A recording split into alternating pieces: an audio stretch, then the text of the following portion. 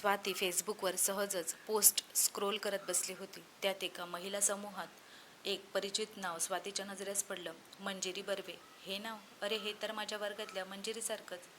स्वाती क्षणभर चमकली. Photo click केला. चेहऱ्यात काहीशी परिपक्वता आली होती. केस पिकले होते, पण डोळ्यातला तो जुना निरागस भाव तसाच होता. ती मंजिरीच होती. शांत, अबोल, गबाळी आणि थोडीशी विसरभोळी मैत्रीण. शाळेत दोघी एकाच बाकावर बसायच्या. स्वाती अभ्यासात हुशार, स्पर्धात्मक. मंजिरी मात्र जेमतेम, स्वतःच्या विश्वात हरवल्यासारखी. स्वातीने तिचं प्रोफाईल उघडून बघायला सुरुवात केली. विविध पोस्ट, कविता, घरगुती उपक्रम, छायाचित्रे. मंजिरी सोशल मीडियावर खूपच सक्रिय दिसत होती. ज्या मंजिरीने शाळेत असताना कधीही काही बोलायचं धाडस केलं नव्हतं, ती इतकी मोकळेपणे स्वतःला व्यक्त करते आहे. स्वातीच्या मनात एक ओळखीचा पण विसरलेला आनंद दरवळला. ती पोस्टवर लाईक करून तिला मेसेज करत म्हणाली, ओळखलंस का गं? थोड्याच वेळात उत्तर आलं, स्वाती, अरे देवा, किती वर्षांनी.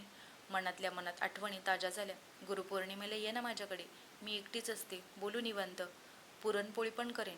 असं म्हणत मंजिरीने तिला आपला पत्ता आणि फोन नंबर दिला.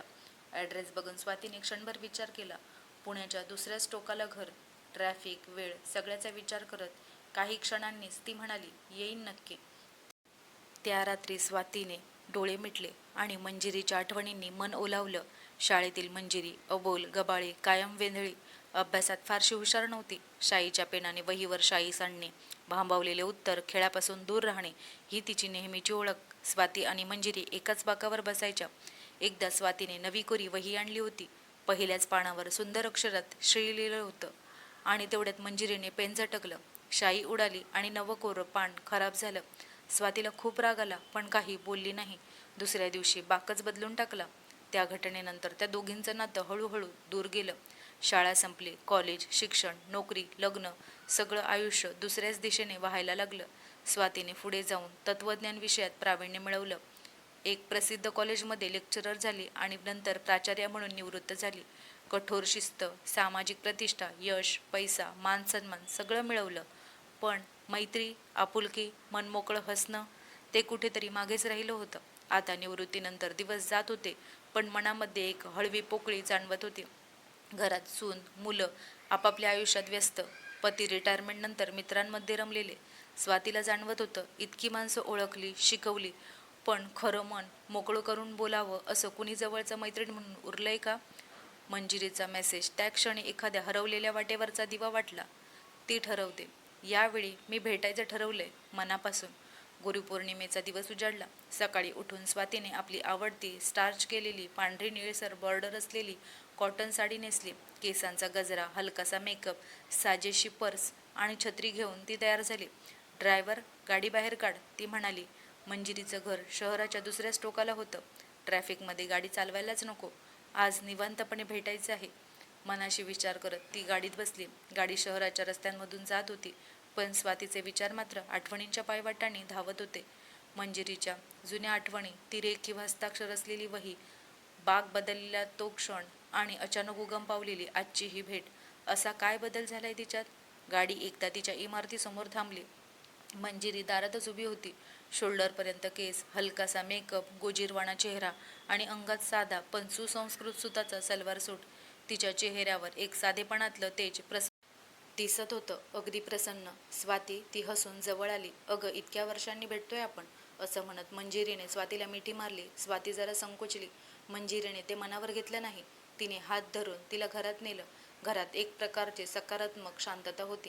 अंगणात रंगीबेरंगी रांगोळी, खिडक्यांमधून स्वच्छ सूर्यप्रकाश, भिंतींवर रंगसंगती साधलेले फोटोज, घरभर सहज वाहणारा सुवास, हळदी कुंकवाचा, पुरणपोळीचा. स्वाती थबकली. हीच ती मंजिरी जी शाळेत असताना स्वतःकडे फारसं लक्ष द्यायची नाही.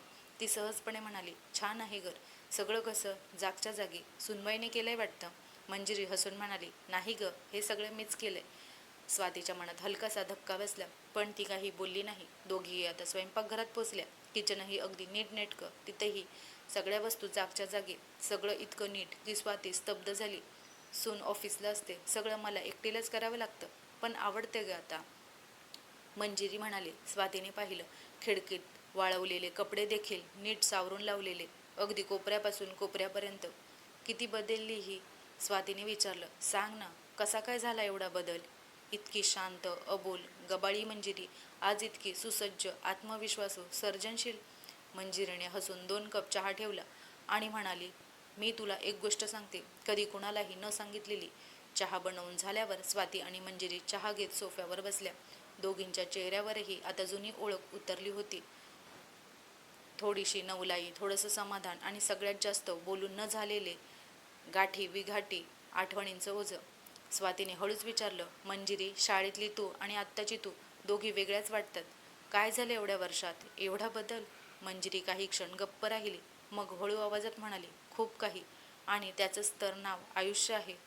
लग्न झालं तेव्हा माझे यजमान नौदलात होते. सुरुवातीची काही वर्ष मी सासूबाईंसोबतच होते.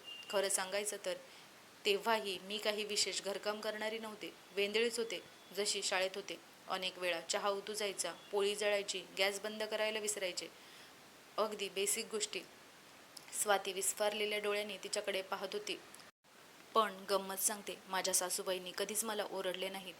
त्या काय करत, माझं काम त्यांच्या पद्धतीने करून घ्यायच्या, काही बोलायच्या नाहीत. पण त्यांच्या नजरेच्या शिस्तीने मी शिकायला लागले. एकदा मी ऐकलं, त्या माझ्या नवऱ्याला म्हणाल्या, वेंधळी आहे रे आपली सून, पण शिकेल हळूहळू.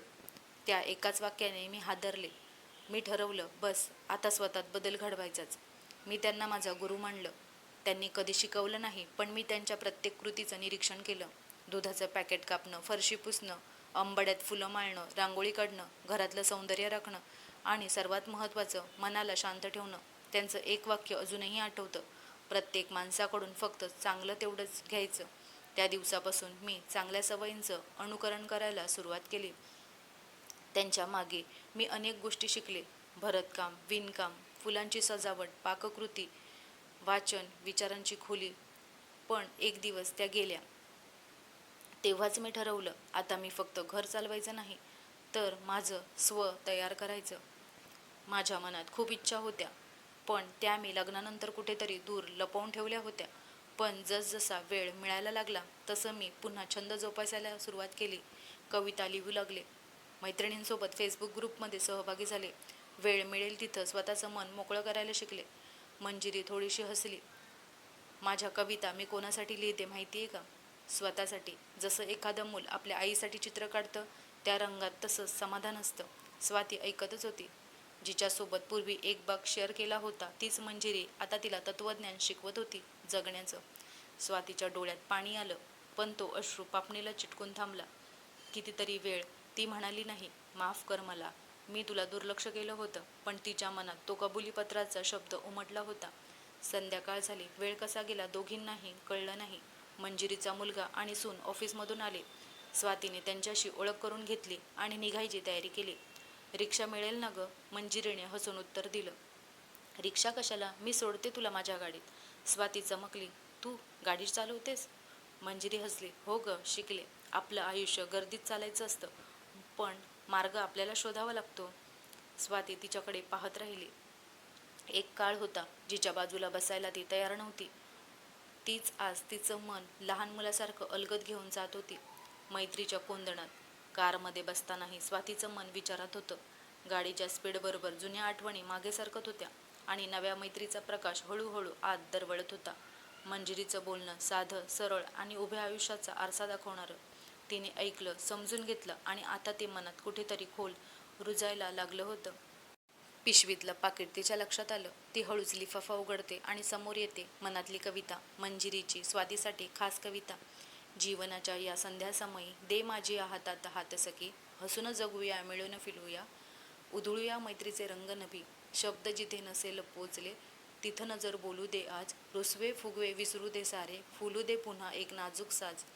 कधीतरी विसरलेलं, हरवलेलं आपलं गवसू दे पुन्हा आणि वळणावर थांबून थांबून उरलेलं आयुष्य एकत्र जगूया ना. स्वातीच्या हातून कवितेचा कागद सरकून तिच्या मांडीवर पडला.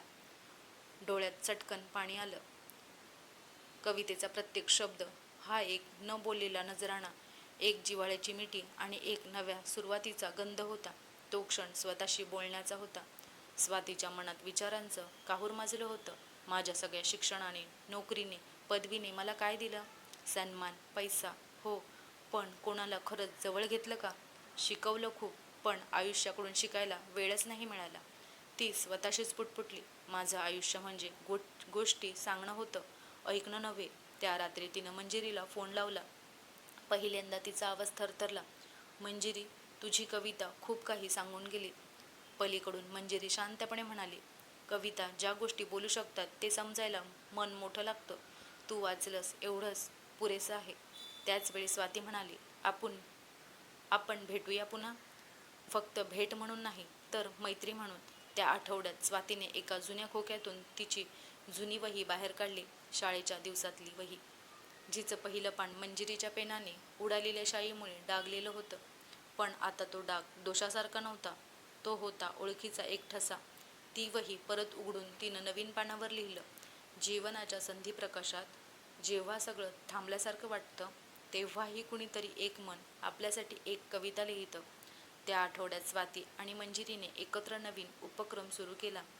फेसबुकवर एक छोटा ग्रुप, संध्याकाळच्या मैत्रिणी, जिथे त्या दोघी रोज एखादा विचार, कविता, आठवण शेअर करायच्या. हळूहळू अनेक महिलांनी त्यात सहभाग घ्यायला सुरुवात केली. कधी कुणाची कविता, कधी एखादा जुना फोटो, तर कधी न सांगितलेल्या वेदना. या सगळ्यातून त्या सगळ्यांचं मन हलकं होऊ लागलं. एक दिवस मंजिरीने स्वतःचं एक छोटं पत्र टाकलं ग्रुपमध्ये, स्वातीसाठी. स्वाती, तुझ्यासारख्या हुशार, धीट आणि विचारवंत मैत्रिणीत एक गोष्ट हरवली होती, मनाचं ऐकणं. आणि तीच आता तुझ्यात दिसते. ज्ञान ही गोष्ट शेवटी आपल्या माणसांशी जोडली गेली की ते खरं शहाणपण बनतं. तुझा हात धरताना मला कधीची हरवलेली वही परत मिळाली. आता आपण पुन्हा लिहूया नव्या मैत्रीची नवी पाने. मनातली कविता वाचल्यापासून स्वातीचं मन बदललं होतं. तिनं शिक्षण दिलं, शेकडो विद्यार्थ्यांचं आयुष्य घडवलं, पण स्वतःच्या आयुष्याला भिडायला ही एक कविता पुरेशी ठरली. त्या रविवारच्या दुपारी मंजिरी स्वातीच्या घरी आली. पहिल्यांदा स्वातीच्या घरात तिच्या गोंडस परफेक्शनमध्ये एक सुसंवादाचं मोकळेपण दिसलं. सोफ्यावर बसल्यावर दोघी एकदम सहज गप्पांमध्ये रमल्या. आठवणी, जुने किस्से, वर्गशिक्षिकेच्या बिचक्याचे किस्से, बेंचवर सांडलेला डब्बा. हसताना दोघींचे डोळे पाणावले. मंजिरी म्हणाली, कधी वाटायचं तू मला फारशी जवळची नव्हतीस. स्वाती हसून म्हणाली, खरंच मी खूप नकरेल होते ग, पण तू गेलीसच मनात. स्वातीच्या मनात विचार आला, आपल्यासारख्या अजून किती महिला असतील ज्या आयुष्याच्या गर्दीत स्वतःलाच हरवून बसल्या असतील. मंजिरी म्हणाली, त्यांच्यासाठी आपण काही करूया का? आणि तिथे जन्म झाला त्यांच्या संयुक्त उपक्रमाचा. संध्याकाळच्या मैत्रिणी फेसबुक ग्रुपवर सुरुवात झालेली कल्पना आता वास्तवात उतरवायचं दोघींचं ठरलं. 2 महिन्यात त्यांनी जुना शाळा कट्टा आयोजित केला. एका हॉलमध्ये निवांत वातावरणात चहा, कॉफी आणि आठवणींचा कार्यक्रम. मंजिरीचं कविता सादरीकरण, स्वातीचा छोटासा तत्त्वज्ञानावर आधारित विनोदी बोलका सत्र आणि बाकी सगळ्या मैत्रिणींचं मनमोकळा संवाद. तिथे बसलेल्या सगळ्या महिलांच्या डोळ्यात एक ओळखीचा उजेड होता. आपण एकट्या नाही आहोत.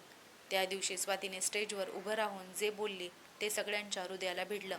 मी आयुष्यभर शिकवलं, ऐकवलं, पण पहिल्यांदा कुणीतरी माझं ऐकलं आणि समजून घेतलं. मंजिरी, तू मला स्वतःशी जोडून दिलं.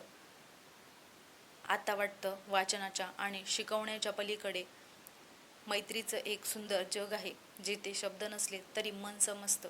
सगळे टाळ्यांच्या गडगडाट उभे राहिले. कार्यक्रमाच्या शेवटी मंजिरी आणि स्वातीने एकत्र गायली. पणतींच्या मिणमिणत्या प्रकाशात मैत्रीचा उजेड शोधत गेलो. हरवलेल्या वाटेवर चालताना ओळखीचा हात धरत गेलो. वयाच्या संध्याकाळीत मिळाली पुन्हा उजळणारी पहाट सखी, शब्दांपलीकडच्या भावना जोपासणारी ही आपल्या मनाचीच कविता सखी. त्या संध्याकाळी स्वाती आणि मंजिरी एकाच रिक्षातून घरी निघाल्या. स्वाती म्हणाली, कधी वाटलं नव्हतं की शाळेच्या एका बाकावरून सुरू झालेलं नातं इतक्या वर्षांनी माझ्या जीवनाचा आधार बनेल. मंजिरी तिचा हात हातात घेऊन म्हणाली, मैत्री म्हणजे एक अशी पणती जी दुसऱ्या पणत्यांना उजेड देते, आपल्या पंखांना उडायची ताकद देणारी, पण एकटी न राहणारी.